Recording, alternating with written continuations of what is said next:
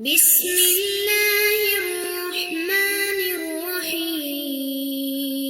الحمد لله رب العالمين والصلاة والسلام على أشرف الأنبياء والمرسلين أما بعد فأستعيذ بالله من الشيطان الرجيم بسم الله الرحمن الرحيم السلام علیکم ورحمۃ اللہ وبرکاتہ۔ عزیز طلبہ کرام، امید کرتا ہوں احباب خیر سے ہوں گے۔ انشاءاللہ آج ہم تفسیر جلالین کے درس نمبر 74 میں سپارہ نمبر 17 سے سورہ انبیاء کی منتخب کردہ آیات 44 سے لے کر 46 تک پڑھنے کی سعادت حاصل کریں گے، جن میں کلام باری تعالی و کلام مفسر کا ترجمہ ہوگا، ربط و تعلق آیات کو ذکر کیا جائے گا، کلام مفسر کی تشریح و توضیح کرتے ہوئے درس پر ہونے والے اعتراضات کا جواب دینے کی کوشش کریں گے۔ آئیے طلبہ کرام بلا تاخیر بڑھتے ہیں اپنے آج کے درس کی طرف۔ بسم اللہ الرحمن الرحیم۔ رب تعالی نے ارشاد فرمایا، بل متعنا ہؤلاء وآباءهم حتی طال علیہم العمر افلا یرون انا نأتی الارض ننکسها من اطرافها افهم الغالبون۔ آئیے طلبہ کرام ان آیات مقدسہ کا ماقبل آیات کے ساتھ ربط اور تعلق جان لیتے ہیں۔ مفسرین کرام پہلا تعلق ان آیات کا ماقبل آیات کے ساتھ کچھ یوں پیش فرماتے ہیں کہ پچھلی آیات میں فرمایا گیا ہماری طرف سے کفار کی کبھی کوئی حمایت نہیں ہوگی، اب ان آیات میں فرمایا جا رہا ہے دنیاوی زندگی ان کے لیے اور ان کے باپ دادوں کے لیے چند دن کا عیش اور ڈھیل ہی ہے۔ دوسرا تعلق ان آیات کا ماقبل آیات کے ساتھ کچھ یوں ذکر فرماتے ہیں کہ نبی کریم صلی اللہ علیہ وسلم کو پچھلی آیات میں حکم دیا گیا کہ محبوب ان سے سوال کیجئے، اب ان آیات میں فرمایا جا رہا ہے محبوب جس طرح بھی انہیں حق سنائیں، انہیں سمجھائیں، سوال کریں، جواب دیں، انہیں ڈرائیے، جو بھی کیجئے یہ نہیں سمجھیں گے کیونکہ بہرا آدمی کبھی نہیں سنتا۔ تیسرا تعلق ان آیات کا ماقبل آیات کے ساتھ کچھ یوں ذکر فرماتے ہیں کہ پچھلی آیات میں فرمایا گیا کفار کی دنیاوی ہنسی مذاق اور کہکہے لگانے والی زندگی ہے، اب ان کی اخروی زندگی میں رونے کا ذکر کیا جا رہا ہے۔ آئیے طلبہ کرام ربط و تعلق آیات کے بعد ان آیات کا شان نزول بھی جانیے۔ تفسیر روح المعانی میں لکھا گیا ہے حضرت امام جلال الدین السیوطی کے حوالے سے کہ آپ فرماتے ہیں یہ ساری صورت تو مکی ہے مگر یہ آیت مدنی ہے، اور آیت جہاد کے نزول کے بعد جب جہاد فرض ہو چکا تھا اور کئی جنگیں بھی ہو چکی تھی تب یہ آیت مقدسہ نازل ہوئی تھی، اور افلا یرون میں اسلامی جہاد کی عظمت و شان و نتائج کی طرف اشارہ فرمایا جا رہا ہے۔ اس طرز نزول سے دیگر فوائد کے علاوہ یہ بتانا بھی مقصود ہے کہ ہمارے محبوب ازل سے ہی حافظ قرآنی ہیں، لہٰذا وہ جانتے ہیں کون سی آیت کس صورت میں کس جگہ لکھنی ہے۔ یہ انتہائی مشکل کام ہے، غیر حافظ کے علاوہ کوئی نہیں کر سکتا۔ آئیے طلبہ کرام ربط و تعلق آیات کے بعد بڑھتے ہیں آج کے درس کے ترجمہ کی طرف۔ بسم اللہ الرحمن الرحیم۔ یہاں سے رب تعالی ارشاد فرما رہا ہے بل متعنا ہؤلاء وآباءهم، محبوب ہم نے ان پر اور ان کے آباء و اجداد پر اپنی نعمتوں کے ذریعے خوب ساز و سامان عطا کیے ہوئے ہیں، اور یہ عرصہ ان کے اوپر اسی حالت میں بہت دیر گزرا ہے، یعنی کافی لمبی عمر ہم نے انہیں اپنے انعامات سے نوازے رکھا ہے، بس اسی وجہ سے یہ دھوکے میں آ گئے ہیں۔ افلا یرون، کیا یہ نہیں دیکھتے کہ ہم نے زمین کو ان کے اطراف کے اندر تنگ کر دیا ہے، ہم ان کی زمین کو چھین رہے ہیں اور آپ کو ان کے اوپر فتوحات دے رہے ہیں، کیا اب بھی یہی لوگ غالب رہیں گے؟ لا، نہیں، بلکہ آپ اور آپ کے اصحاب غالب آ جائیں گے۔ کل محبوب فرما دیجئے ان سے انما انذرکم بالوحی، میں تو تمہیں رب تعالیٰ کی طرف سے جو وحی آتی ہے اسی کے ذریعے ڈراتا ہوں، آگاہ کرتا ہوں، میں خود سے تو تمہیں نہیں ڈراتا یا نہ آگاہ کرتا ہوں۔ ولا یسمع الصم الدعاء، اور یہ بہرے نہیں سنتے جب بھی انہیں آگاہ کیا جاتا ہے، جب بھی انہیں ڈرایا جاتا ہے۔ ای ہم لترکہم العمل بما سمعوہ من الانذار، یعنی بہرے کی مانند سنی ہوئی تنبیہ پر عمل نہ کرنے کی وجہ سے، گویا کہ یہ حقیقت میں ہی بہرے ہیں۔ یہاں پر بتا رہے ہیں کہ دونوں حمزہ کے مابین اس کو پڑھنے کے طریقے کہ دونوں حمزہ کو ثابت مان کے پڑھا جا سکتا ہے، جیسے دعا کا حمزہ ہے اور اذا کا حمزہ ہے، اور دوسرا طریقہ اس کا یہ ذکر فرما رہے ہیں کہ دوسرے حمزہ میں یا کے ساتھ تسہیل کرتے ہوئے بھی اسے پڑھ سکتے ہیں۔ وَلَئِن مَسَّتْهُمْ، محبوب اگر آپ کے رب کا تھوڑا سا عذاب ان کو پہنچ جائے نا، نفحۃ وقعۃ خفیفۃ من عذاب ربک، رب کے عذاب کا کچھ حصہ ہی ان کو پہنچ جائے، لَيَقُولُونَ، البتہ ضرور بھی ضرور یہ کہیں گے، ہائے ہمارے لیے ہلاکت ہے، ہم تو ظلم کرنے والے تھے، کیسے ظلم کر لیا، ہم نے شرک کیا ہے اور محمد کی تکذیب کرنے کی وجہ سے ہم خطا کار ہوئے ہیں۔ آئیے طلبہ کرام ترجمہ کے بعد بڑھتے ہیں آج کے درس کی تشریح و توضیح کی طرف۔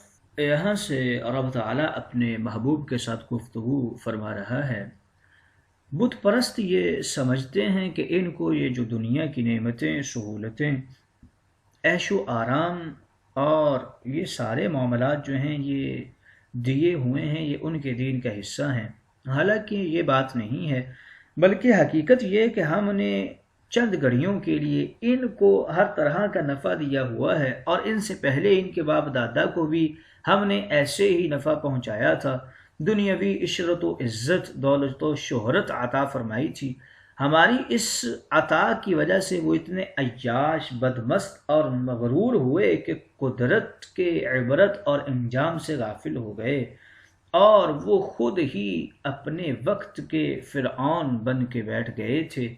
حالانکہ یہ معائنہ نہیں کرتے کہ ہم ان کے اوپر زمین کو تنگ کر رہے ہیں، ان کے اطراف میں سے زمین کو کم کر رہے ہیں، اور آپ کو ان کے اوپر فتوحات دے رہے ہیں، ان کی سرحدوں کے کناروں کو ہم کم ہی کم کرتے چلے جا رہے ہیں۔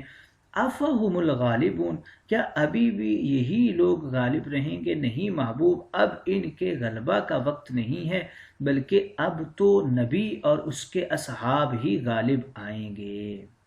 یعنی جب بھی مسلمانوں کے مقابلے میں کفار آئے ہیں تو رب تعالیٰ نے انہیں سخت نقصان پہنچایا ہے، ان کی زمینیں بھی ان سے چھین لی گئیں، اور انہیں مال غنیمت بھی دینا پڑا، اور اپنے قیدی بھی فدیہ دے کر چھڑوانے پڑے۔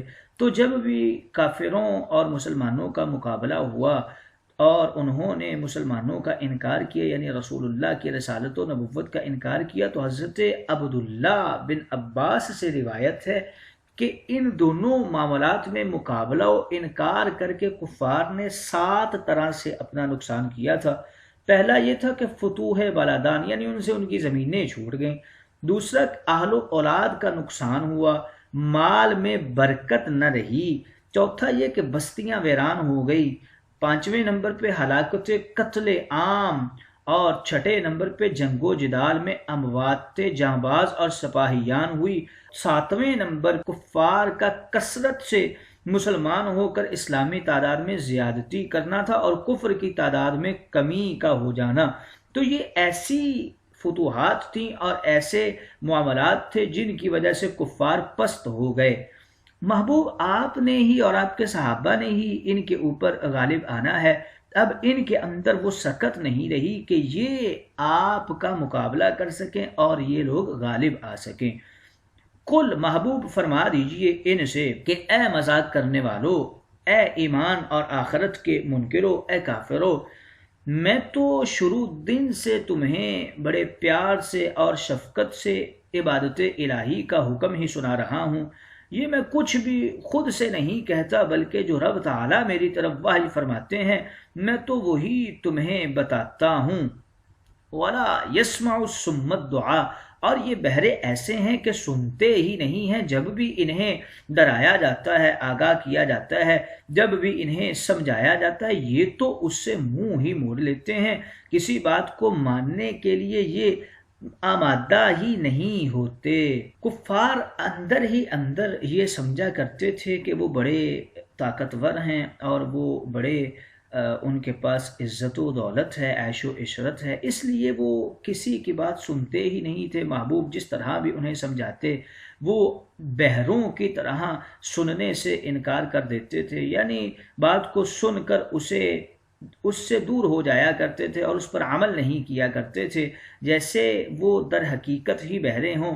لیکن رب تعالیٰ نے ارشاد فرمایا محبوب ابھی تو یہ اپنے عیش و عشرت میں بدمست ہوئے پھرتے ہیں، اگر ان کو آپ کے رب کا تھوڑا سا عذاب پہنچ جائے نا تو یہ ضرور بھی ضرور کہیں گے کہ ہم نے ہلاکت کر لی، بربادی ہو گئی، ہم سے ظلم کر لیا ہم نے، جو ہم نے رب تعالیٰ کا شریک بنایا ہے اور آپ یعنی محمد علیہ السلام کی ہم نے تکذیب کر دی ہے۔ دعا اور ایذا کے حمزتین کے بارے میں بتایا ہے کہ دونوں کو ثابت رکھ پڑھا جا سکتا اور ثانی حمزہ اور یا کے درمیان تسہیل کر کے بھی اسے پڑھا جا سکتا ہے۔ اور مستہم کے حوالے سے مفسرین کرام فرماتے ہیں کہ اس میں 3 چیزوں کی طرف اشارہ کیا گیا ہے۔ پہلا یہ کہ معمولی سا عذاب ہوگا، اور دوسرا یہ ہے کہ صرف ایک بار ہوگا، اور تیسرا یہ ہے کہ تھوڑی سی دیر اگر ان پر عذاب آ جائے تو یہ چیخ پڑیں گے۔ آئیے طلبہ کرام تشریح و توضیح کے بعد بڑھتے ہیں اپنے آج کے درس پر ہونے والے اعتراضات کی طرف۔ آج کے درس پر پہلا اعتراض یہ ہوتا ہے کہ یہاں فرمایا گیا لا یسمع الصم الدعاء اذا ما ينذرون، یعنی بہرا آدمی پکار کو نہیں سن سکتا جب وہ ڈر سنائے جائیں یا ڈرائے جائیں۔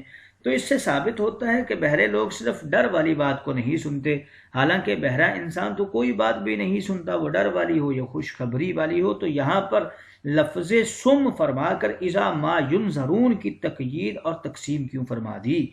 جواب اس کا یہ دیتے ہیں کہ یہاں پر یہ بتانا مقصود ہے کہ کفار پیدائشی اور تخلیقی بہرے نہیں تھے، ان کو خالق تعالیٰ نے بہرا نہیں بنایا تھا، بلکہ یہ لوگ ضد، تعصب، ہٹ درمی اور حماقت کی وجہ سے بناوٹی بہرے بنے ہوئے تھے۔ دوسرا اعتراض آج کے درس کے اوپر یہ ہوتا ہے کہ یہاں پر فرمایا گیا والا امستہم، یعنی اگر ان کو عذاب چھوئے، اور آگے فرمایا گیا لا یقولن، تو وہ کہیں گے۔ اعتراض یہ ہے کہ اس طرح اگر مگر کر کے فرمانے سے نزول عذاب اور مس نفخہ اور کفار کا یا ویلنا کہنا سب کچھ مشکوک بن جاتا ہے، حالانکہ کفار پر نزول عذاب بھی ضروری اور یقینی ہے، اور ان کا یا ویلنا کہنا بھی یقینی ہے، جیسا کہ دیگر آیہ مقدسہ سے ثابت ہے۔ یہاں پر اگر مگر کیوں ارشاد کیا؟